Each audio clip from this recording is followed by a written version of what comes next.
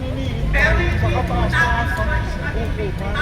Ang magbigay na po ng desisyon sa mga kaso inihayin sa kanila.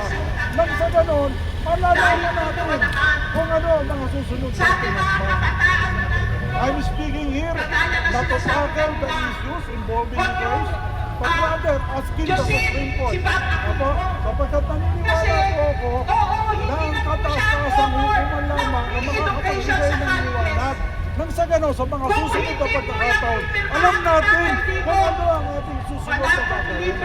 So, ang pagkakataon po ng Presidente Duterte, naniniwala ako na kinakailangan ko baksina ang Supreme Court. Nang sa gano'n, ang mamayang Pilipino, malaman nila kung tama ba o mali ang ginawa ng ating pamahalaan. Gawin lang po. Maraming salamat sa inyo. Salamat po, Andito ka sa UP, andito ka sa PSU. Ganun po ang nangyayari sa atin. Ang ating kalusugan, ang lagi na sinasabi nila ay ililibre. Ano ang ginawa nila sa PhilHealth? Siniro natin ang PhilHealth last year. Ano ang ginawa nila sa PhilHealth? Tinakaw nila ang pera ng PhilHealth.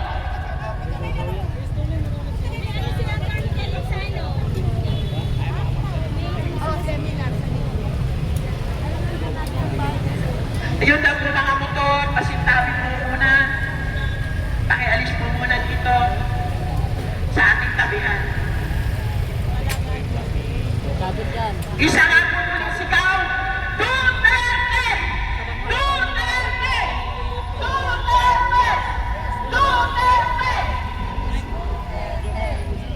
Ibabalik ko po muli ang ating mikropono sa ating pangunahing tagapagsalita. Maraming po salamat. Tuloy po natin ang laban para kay Tatay Digo.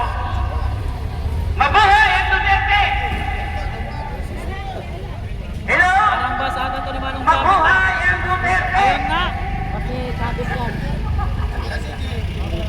Okay, Basta sinibigay ko Manong na Chavez, yun ang isang nakapagsalita. Ito ay magmula po sa Oriental Mindoro. Tatawagin ko siya ngayon at sila ang bahala. Ano? Magandang hapon po! Uy! Iba ito. Magandang hapon po, lupo ng mga mahistrado! Kami po ay nandito sa inyong harapan Matik ka, may Gana! kwento. Kasi... na makikiusap at maghahain na motion para aming isulong at unahin. Dalawang bagay lang po ang aking Happy life daw yan, guys. susugat mungkahi para sa inyo. Hindi po ako bugado. Meron lang po akong naging karanasan. Sa ako po ay minsan ang nakasuhan at sa kagalingan ng Talagang nag-aabang. na hukuman ay ako po ay natawan ng sana. Sa kanya yun eh. Kalaman, hindi po ako bugado, pero alam ko po ang proseso.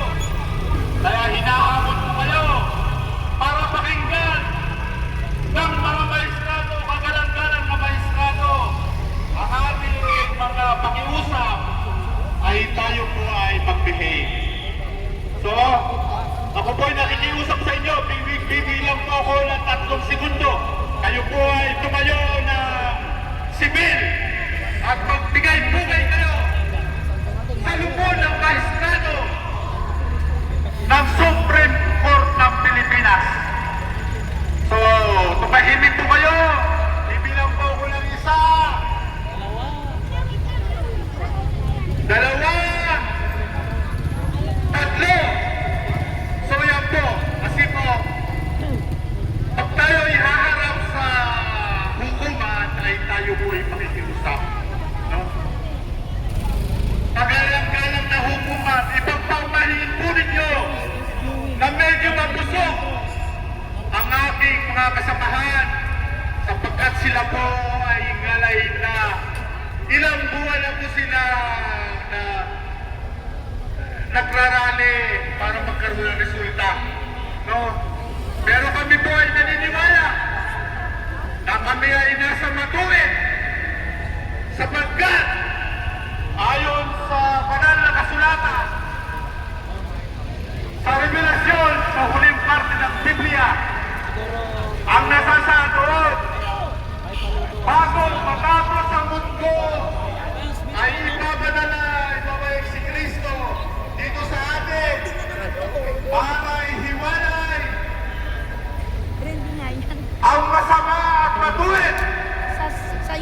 Yan po ay naganap na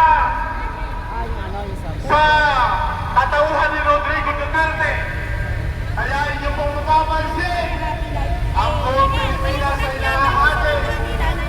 Oh, malaki po ang aming paniwala na kami ay nasa matulid. Sapagkat yan po natutunan namin sa aming hinahangaan si Pangulong Rodrigo Duterte. Yan po. Mabuhay po si Duterte. Ikaw!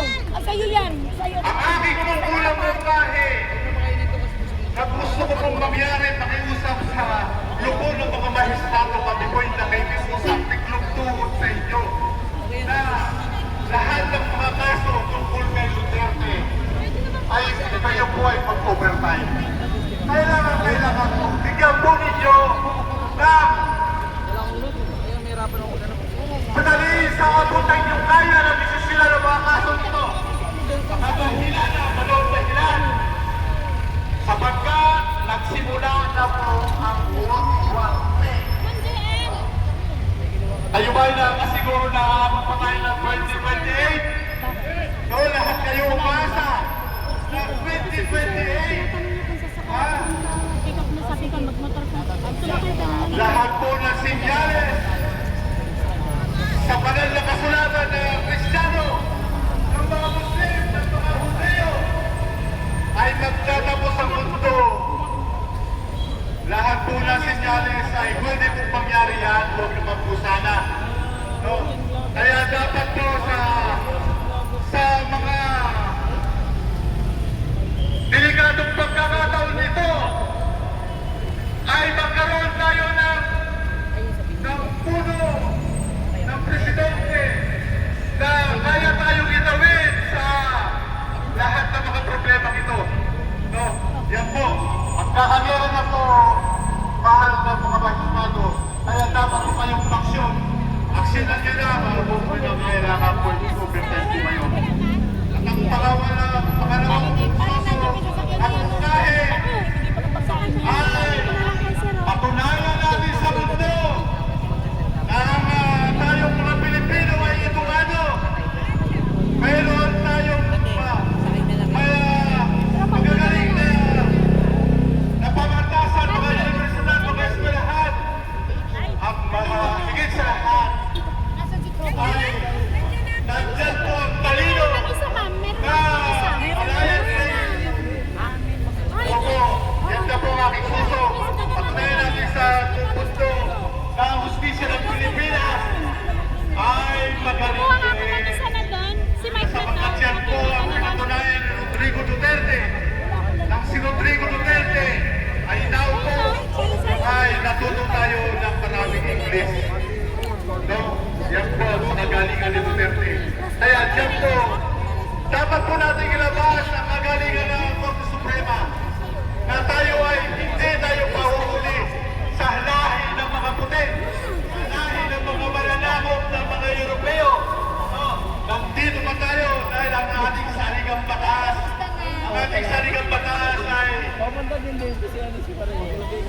ay wala tayong kinakilingan.